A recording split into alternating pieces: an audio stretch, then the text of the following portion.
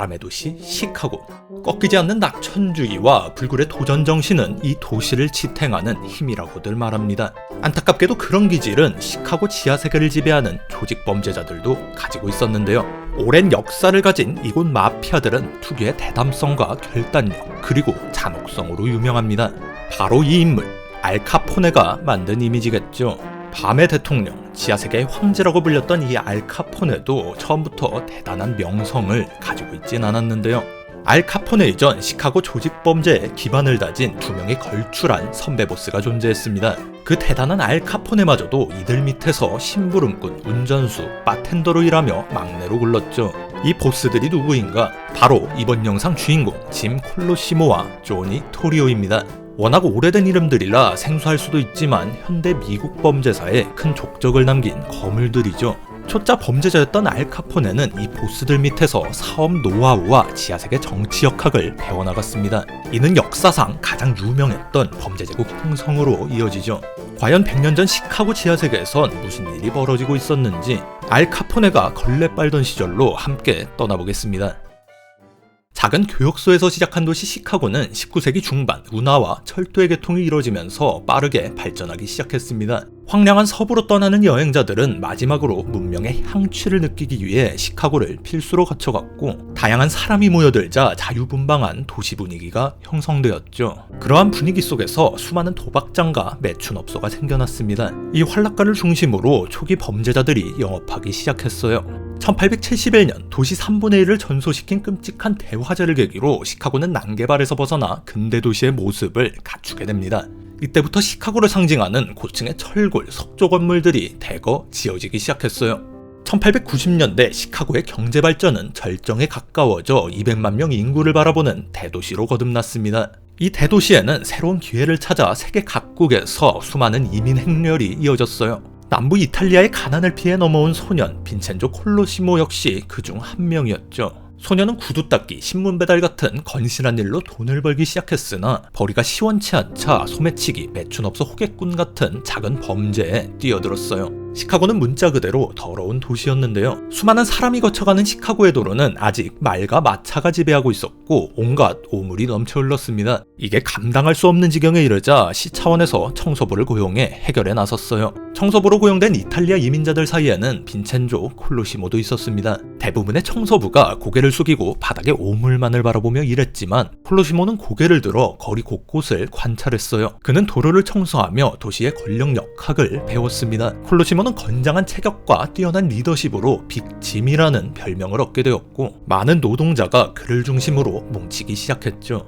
이들은 거리에 쓰레기를 버리는 시민들에게 벌금을 물겠다며 협박하고 원하는 것을 뜯어냈습니다. 콜로시모는 이런 사소한 권력을 이용해 상당한 세력을 형성했어요. 이 청소부의 범상치 않은 모습은 지역 유지와 정치인들의 관심을 끌게 됩니다. 특히 시카고의 부패한 시의원 존 쿠글린과 마이클 케나가 이 덩치를 눈여겨봤죠. 콜로시모는 이들의 사주를 받아 거리에서 표를 모으는 정치 깡패 역할을 맡았습니다. 이러한 커넥션은 앞으로 그의 범죄 경력에 큰 도움이 되죠. 콜로시모는 거리의 오물에서도 권력을 이끌어내는 야심가였어요. 두터운 정치 연주를 발판으로 몇 개의 사업장을 차린 콜로시모는 과할 정도로 자신을 치장하고 다녔습니다. 그는 과시의 힘을 알았어요. 화려한 양복을 입고 반지부터 넥타이, 멜빵, 벨트까지 다이아몬드로 장식했어요. 그래서 다이아몬드 짐이라는 별명으로 불렸죠. 이런 사치스러운 행색에 매료되어 많은 깡패와 직업 여성이 그의 밑으로 모여들었습니다. 1902년 콜로시모는 매춘업소 마담 빅토리아 모레스코와 결혼을 하는데요. 부부는 환상의 사업 파트너였어요. 둘은 함께 매춘 사업을 시작했는데 처음엔 2개였던 업소가 몇 년 만에 200개로 늘어났죠. 많은 사업장을 바탕으로 도박과 공갈 사업에도 진출합니다. 시골에서 올라온 순진한 여성들을 속여 매춘부로 만드는 지독한 노예 사업도 이 부부가 다루는 영역 중 하나였죠. 콜로시모는 합법, 불법 사업을 통틀어 매월 5만 달러, 현재가치 100만 달러에 가까운 수익을 올렸습니다. 이때까지 시카고에서 콜로시모만큼 범죄를 고도로 조직화한 인물은 존재하지 않았죠. 하지만 시카고의 부정부패와 범죄는 상상을 초월했어요. 콜로시모의 손이 닿지 않는 부분이 더 많았습니다. 콜로시모는 블랙핸드라고 불리는 갈취에 시달렸는데 이는 이탈리아 이민자들을 통해 미국으로 유입된 전통 범죄였습니다. 사업자에게 상해, 납치, 방화 또는 살인을 경고하는 편지를 보내 돈을 뜯어내는 방식이었어요. 보통 협박 편지에는 잉크로 검은 손이 찍혀져 있어 블랙핸드라고 불렸죠. 콜로시모도 젊은 시절 이런 블랙핸드 갈치를 잠깐 버린 적이 있었는데 이제는 자신이 그 목표가 되었어요. 협박은 초보적인 방식이었지만 그만큼 간단했기 때문에 광범위하게 퍼져 있었고 이를 하나하나 대응하기는 쉽지 않았습니다. 콜로시모 같은 조직 범죄자를 목표로 삼을 정도로 과감하기까지 했죠. 콜로시모는 딱히 대응법이 없어 협박범들의 요구를 순순히 들어줬습니다. 그런데 한번 들어주기 시작하니까 더 많은 돈을 요구했어요. 어느 날에는 한 번에 5만 달러까지 요구했죠. 콜로시모가 매달 5만 달러를 버는데 이대로 가면 파산하거나 사업장이 테러당하거나 둘 중 하나였습니다. 고민에 빠진 콜로시모에게 아내 모레스코는 뉴욕에 있는 자신의 조카를 불러오자고 제안합니다. 진짜 친인척 관계가 아니라 매우 친했기 때문에 조카라고 불렀던 것으로 추측되는데요. 이 조카는 뉴욕의 이름난 갱스터였는데 협박범 소탕 전문가로도 유명했습니다. 그래서 그게 누구냐? 바로 오늘의 두 번째 주인공 조니 토리오입니다. 조니 토리오 역시 이탈리아에서 태어나 어린 나이에 뉴욕으로 넘어온 이민자입니다. 10대 때부터 동네 친구들과 함께 폭력 조직을 만들었는데 토리오는 원하는 목표를 얻기 위해 수단과 방법을 가리지 않는 교활함으로 여우라는 별명을 얻었어요. 악명 높은 5포인트 갱에도 입단해 쏠쏠한 수익을 올리는 불법 사업을 다수 운영했죠. 하지만 5포인트 갱은 계속된 갱단 전쟁과 주요 멤버들의 이탈로 무너지기 시작했고 토리오도 자신의 거취를 고민하게 됩니다. 그러던 중 마침 친한 이모 모레스코가 도움이 필요하다며 시카고로 와달라는 부탁을 한 것이죠. 이모와 콜로시모가 겪고 있는 블랙핸드 협박은 그가 뉴욕에서 여러 차례 해결해 본 적이 있었습니다. 이를 기회라고 여긴 토리오는 뉴욕 사업장을 친구인 프랭키 예일에게 매각하고 시카고로 이주를 결정합니다. 시카고에 도착한 토리오는 협박범들에게 돈을 넘겨주는 일을 자신이 맡겠다고 했어요. 그는 협박범들과 접선 약속을 잡고 약속 장소에 무장한 조직원들을 매복시켰습니다. 블랙핸드 수금책이 접선 장소에 나타나면 가차없이 권총을 발사했죠. 경고 메시지로 시체를 그대로 내버려뒀습니다. 이처럼 토리오는 콜로시모에게 부족했던 결단력과 과감성을 가지고 있었어요. 잔혹한 처리 방식이 몇 번 이어지자 콜로시모를 노리는 협박범들은 완전히 사라졌습니다. 이후 시카고에 남기로 결정한 토리오는 콜로시모 밑에서 폭력 조직을 이끌며 다른 갱단들의 위협을 제거해 나가죠. 언제는 콜로시모의 매춘업소에서 강제로 일하게 된 피해자들이 도망쳐 수사기관에 증언하려고 시도하다 살해된 사건이 있었는데 그것을 주도한 인물이 조니 토리오라고도 알려져 있죠. 콜로시모는 토리오의 범죄 재능을 알아차리고 자신의 사업 일부를 위임합니다. 얼마 가지 않아 토리오가 조직의 2인자 위치에 오르게 되었죠. 토리오의 활약으로 여러 골치 아픈 문제가 해결되자 콜로시모는 레스토랑과 클럽 역할을 겸하는 콜로시모 카페를 오픈합니다. 이 카페는 웅장한 샹들리에와 고급 가구 그리고 정교한 벽화로 장식되어 있었으며 그 화려함은 궁전과 비견될 정도였습니다. 수많은 엔터테이너를 초빙했고 항상 최고급 음식을 제공했죠. 이 카페는 시카고를 넘어 미국 전체에서 유명해졌습니다. 카페 테이블은 불편할 정도로 빽빽하게 붙어 있었는데 이런 좁은 간격은 손님들이 서로 사업, 정치 관련 대화를 쉽게 나누도록 의도한 배치였죠. 소문을 들은 정치인, 고위공직자, 사업가, 유명인사들이 이곳에 모여들었습니다. 콜로시모는 직접 손님들을 응대하며 여러 유력자와 친분을 맺었어요. 1914년 콜로시모가 연관된 시카고 공직사회 비리 문제가 불거져 많은 매춘업소가 문을 닫게 되는데요. 이때 토리오는 보스에게 새로운 사업 방식을 제안합니다. 당시 빠른 속도로 보급되고 있던 자동차를 이용, 매춘업소를 단속이 뜸한 시카고 교외와 접경 도시로 확장하자는 계획이었죠. 최초의 드라이브스루 매춘업소였어요. 이런 방식으로 단속을 쉽게 피해갔고 더 큰 수익을 올릴 수 있었습니다. 콜로시모와 토리오는 시카고를 소돔과 고모라로 만들어 나갔어요. 1915년 콜로시모가 후원하는 윌리엄 톰슨이 시카고 시장으로 당선되는데요. 이를 통해 콜로시모는 음지와 양지 모두 걸쳐 상당한 영향력을 얻게 됩니다. 이러한 시카고 지역 정치와 범죄 조직 사이 긴밀한 관계는 이후 수십 년간 이어지게 되죠. 도시 유력 인사가 된 콜로시모는 지저분한 범죄 사업을 2인자 토리오에게 일임하고 권력의 원천인 카페 운영에만 전념했습니다. 범죄 사업을 완전히 떠안게 된 토리오는 믿을만한 부하가 필요했는데 마침 뉴욕에 있는 친구 프랭키 예일에게 사람 한 명을 맡아달라는 부탁을 받게 됩니다. 바로 그 유명한 알 카포네였어요. 당시 카포네는 아직 보잘것없는 초보 범죄자였고 살해 혐의와 라이벌 갱단의 보복을 피해 몸을 숨길 곳을 찾고 있었습니다. 토리오는 이 젊은이를 잘 알고 있었어요. 뉴욕에 있을 때 자신의 심부름꾼으로 일하던 똘똘한 소년이었죠. 토리오는 갓 20살의 카포네를 흔쾌히 부하로 받아들입니다. 처음에는 간단히 바텐더와 바운서 일을 맡겼는데 카포네가 무레베와 싸움에서 좀 치는 모습을 보고 자신의 경호원으로 삼았습니다. 항상 옆에 끼고 다니면서 사업, 범죄 노하우를 아낌없이 전수해 주었죠. 카포네는 토리오를 멘토를 넘어서 아버지처럼 여기며 모시고 따랐습니다. 한편 성업 중이던 콜로시모의 카페에 데일 윈터라는 쇼걸이 일하기 위해 찾아왔는데요. 우연히 콜로시모가 직접 면접을 보게 되었는데 콜로시모는 이 여성의 외모와 노래 재능에 반해버렸고 자신의 애인으로 삼았어요. 그리고 음악대학에 등록시켜주는 등 온갖 지원을 해주죠. 콜로시모가 새 애인에게 빠져있는 사이 미국 전역에는 그 대단한 금주법이 발효됩니다. 조니 토리오는 금주법으로 시작될 불법 밀주 사업이 수백만 달러를 벌어다 주리라 예측했습니다. 그야말로 하늘에서 내린 기회였죠. 이미 법이 시작되기 전 양조장까지 인수해 대비하고 있었어요. 보스인 콜로시모의 허락만 받으면 됐습니다. 토리오는 보스에게 밀주 사업의 미래와 그 이익을 설명하고 하루빨리 사업을 시작해야 한다고 설득했습니다. 하지만 토리오의 기대와 다르게 콜로시모의 반응은 시큰둥했어요. 연애에만 한눈이 팔려 있었죠. 그는 이미 매춘과 도박으로 많은 돈을 벌어들이고 있는데 못하러 연방법을 어기는 모험을 하냐며 토리오를 나무랐습니다. 술은 레스토랑을 운영하는 정도만 있으면 충분하다고 말했죠. 콜로시모는 이런 이야기를 나누는 와중에도 애인의 오페라 수업여행을 준비하고 있었어요. 이 모습을 한심하게 쳐다보던 토리오는 뭔가를 결심한 듯 자리를 박차고 일어났습니다. 1920년 3월 콜로시모는 사업 동반자였던 아내 모레스코와 이혼하고 바로 다음 달 애인 데일 윈터와 결혼했습니다. 그리고 5월 11일 신혼여행에서 돌아온 콜로시모는 집에서 휴식을 취하던 중 조니 토리오의 전화를 받게 되는데 카페에 주문한 위스키가 도착할 예정이니 나오셔야겠다는 내용이었어요. 콜로시모는 자기가 뭐 그런 일까지 직접 처리해야 하냐고 따졌지만 토리오는 직접 와보는 게 좋겠다며 계속 설득했죠. 콜로시모는 어쩔 수 없이 카페로 나갔습니다. 정작 카페에 가보니 토리오가 말한 위스키는 보이지도 않았습니다. 콜로시모는 혼잣말로 짜증을 낸 뒤 몇 가지 볼일을 보고 사무실로 돌아가기 위해 로비를 나섰습니다.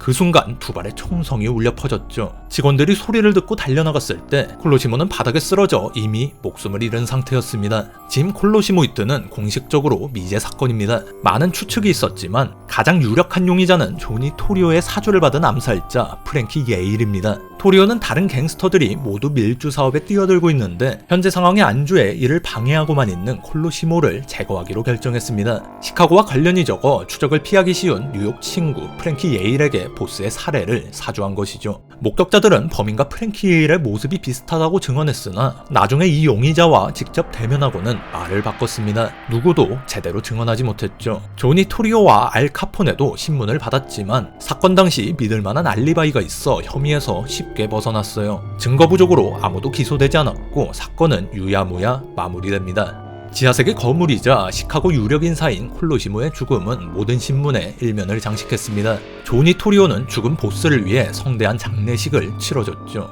5,000명의 조문객이 모여들었습니다. 시의원, 판사, 검사들이 콜로시모의 관을 옹구했어요. 콜로시모의 사망 이후 토리오는 아무 저항 없이 조직을 인수했습니다. 보스 자리에 오른 토리오는 시카고 지하세계 인사를 모두 불러 회합을 가졌는데요. 그 자리에서 자신이 콜로시모의 조직을 접수했고 밀주 사업에 진출할 계획이라는 뜻을 밝혔죠. 밀주 사업은 한두 사람의 주머니만 채우고 끝날 사업이 아니었습니다. 토리오는 서로 싸우지 않고도 모두 막대한 수익을 얻으리라 확신했어요. 그는 이것을 갱스터들에게 설명하고 서로 확실히 구역을 나눠 협력하자고 제안했습니다. 회합에 모인 사람들은 웬만한 술수와 협박에는 이골이난 보스들이었지만 토리오의 완벽한 계획과 논리적인 설득에 넘어갈 수밖에 없었어요. 이런 협의 없이 모든 조직이 밀주 사업에 난립했다면 시카고에는 상상조차 할 수 없는 지옥도가 펼쳐졌겠죠. 조니 토리오는 조직이 전쟁에 휘말리는 일을 경계했어요. 항상 폭력보다 대화를 우선시했죠. 물론 차선책인 폭력 사용에도 거리낌 없었습니다. 토리오는 알 카포네를 오른팔로 삼았고 뛰어난 사업 안목과 협상 능력 그리고 콜로시모를 제거할 때처럼 과감한 결단력을 이용해 조직을 거대한 범죄 제국으로 확장시켰습니다. 또 그것을 유지하기 위해 정치권과 커넥션 구축에 힘썼죠. 지방선거에서 자신들에게 협조하는 정치인이나 당을 위해 표를 모아줬습니다. 시카고 내에서 금주 단속이 심할 때에는 인접한 작은 도시 시세로로 사업장을 옮겨 단속을 피해갔죠. 알 카포네와 그의 형제들이 시세로의 권력을 장악하기 위해 선거 조작을 벌이기까지 했어요. 아우핏이라고 불리는 토리오 조직에 여러 군소 조직이 흡수되었고 경쟁 조직들도 토리오와 우호 관계를 유지하려고 애썼죠. 골칫거리가 아주 없지는 않았습니다. 시카고 북쪽을 지배하고 있던 딘 오벤 오베니언의 노스사이드 갱이 그중 하나였어요. 아일랜드계 이민자 위주로 구성된 이 조직은 금주법 초기에는 다른 갱단의 술을 훔쳐 돈을 벌었으나 주류 수요가 늘어나자 자체 양조장을 구축해 돈을 벌기 시작했습니다. 처음에는 토리오와도 뜻이 맞아 사이가 나쁘지 않았지만 서로 세력이 거대해지면서 충돌이 잦아졌죠. 1924년 노스사이드 갱이 자신들의 구역이라 주장하는 곳에서 토리오와 친밀한 관계였던 시칠리아계 제나 형제가 술을 팔고 있는 광경을 목격합니다. 오베니언은 이러한 분쟁이 생기면 토리오에게 중재를 부탁하곤 했는데 그 결과에 별로 만족하지 못했어요. 그래서 노스사이드 갱은 제나 형제의 맥주를 훔치는 방식으로 대응합니다. 제나 형제는 바로 보복하려고 했으나 시칠리아계 이민자 공제조합으로 위장한 지하조직 시칠리아 연합의 지부장 마이크 멀로가 유혈 사태를 방지하기 위해 제나 형제를 만류했죠. 브레이크가 작동하지 않자 폭주하기 시작한 노스사이드 갱은 자신들의 범죄를 알 카포네에게 뒤집어 씌우려고 하는 등 계속해서 도발을 벌였습니다. 1924년 5월 노스사이드 갱 보스 오베니언은 경찰이 자신이 소유한 양조장을 급습할 예정이라는 정보를 입수하는데요. 오베니언은 토리오를 찾아가 지긋지긋한 범죄 생활에서 은퇴하고 싶다며 자신의 양조장을 매입해달라고 요청합니다. 말썽쟁이 오베니언이 은퇴한다는 말에 기뻤던 토리오는 그 의중을 의심하지 않고 50만 달러를 기꺼이 지불해 양조장을 인수하는데요. 토리오가 돈을 넘기자마자 경찰이 이 양조장을 급습해 폐쇄하고 10만 갤런의 맥주를 압수해갑니다.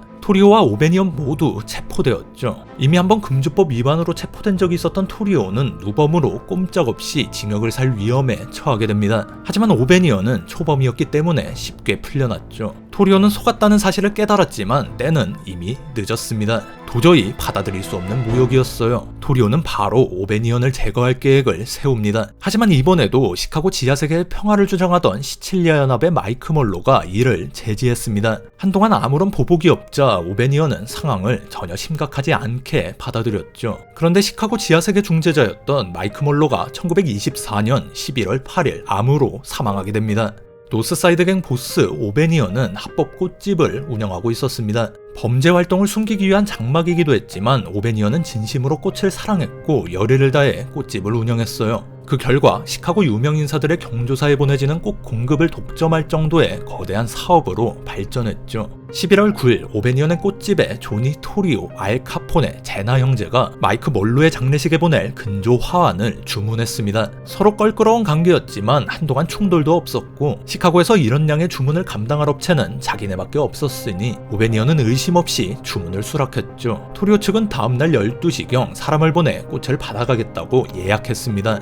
약속한 시간 오베니언의 꽃집에 신원을 알 수 없는 손님 3명이 도착했습니다. 한창 꽃을 다듬던 오베니언이 직접 나가 손님을 맞이했어요. 오베니언은 손님 중 가운데 사람과 반갑게 악수를 나눴습니다. 그 순간 손님은 악수한 손을 강하게 쥐어잡았고 양쪽 두 손님이 권총을 꺼내 오베니언에게 가차없이 발사했습니다. 오베니언은 항상 몸에 총을 지니고 다녔지만 손이 묶여있어 아무런 저항도 하지 못하고 바닥에 쓰러졌습니다. 그가 사랑하던 꽃에 둘러싸여 사망하게 되었죠. 꽃집 점원이 사건을 목격했지만 역시나 제대로 증언하지 못했고 이 사건도 콜로시모 히트 때와 같이 미제 사건으로 남게 됩니다. 이때 가운데에 서서 오베니언과 악수를 하고 있었던 사람은 프랭키 예일로 추정됩니다. 4년 전 토리오의 의뢰로 콜로시모를 살해했다고 여겨지는 그 사람이죠. 아일랜드 이민사회에서 존경을 받던 오베니언의 장례식은 콜로시모 때보다 더 성대하게 치러졌죠. 조화가 실린 20대의 차량 행렬이 이어졌습니다. 오베니언의 부하들은 장례식에 참여한 토리오와 카포네를 분노의 눈빛으로 바라봤습니다. 자신들의 보스를 죽인 원수라고 확신했죠.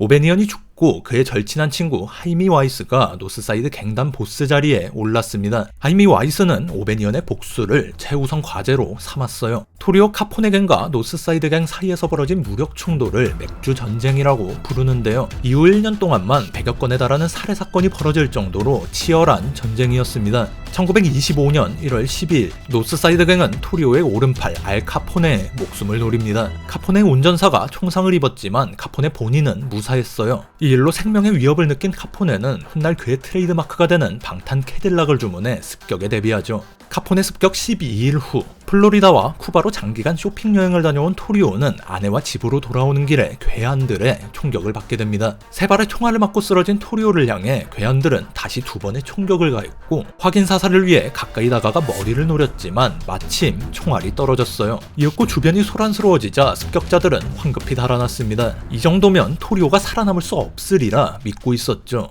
그러나 토리오는 기적으로 살아남았어요. 그는 수십 명의 경호원에 둘러싸여 병원으로 옮겨졌습니다. 2인자인 알 카포네가 직접 보스를 지키기 위해 밤낮으로 경호를 섰죠. 이후 토리오의 동맹인 제나 형제도 노스사이드 갱의 무자비한 보복을 받았고 6형제 중 3명이 사망하자 겁에 질린 나머지 형제는 시카고 사업을 벌이고 도주합니다. 수조일간 치료를 받고 안정을 찾은 토리오는 병상에서 복잡한 생각을 정리했습니다. 자신이 부재하는 동안 조직을 잘 운영했던 카포네에게 모든 것을 물려주기로 결정하죠. 알 카포네는 토리오를 아버지처럼 여기고 존경했지만 둘은 전혀 다른 성격의 범죄자였어요. 토리오는 매사에 신중했으며 신분을 철저히 숨기고 활동했지만 카포네는 과격했고 언론과 대중 앞에 나서는 일을 좋아했습니다. 이 시기 카포네의 머리는 커질 대로 커져 있었고 토리오와 가끔씩 의견 충돌을 빚기도 했죠. 언젠가 토리오가 자신이 제거한 콜로시모처럼 되지 말라는 법은 없었습니다. 그는 잔혹한 갱단 전쟁에도 질려 있었고 자신의 발로 조직을 떠날 수 있을 때 떠나는 게 좋겠다고 판단했어요. 토리오는 병원에서 나온 뒤 금주법 위반 혐의로 9개월의 징역을 살고 조직을 알 카포네에게 넘겨준 후 시카고를 떠납니다. 어머니와 아내를 데리고 고향인 이탈리아로 이주했어요. 이후에도 아웃핏의 고문 역할을 유지했지만 직접 사업에 관여하지는 않았습니다. 그는 목에 남긴 총상 흉터를 숨기기 위해 항상 목에 스카프를 두르고 다녔죠.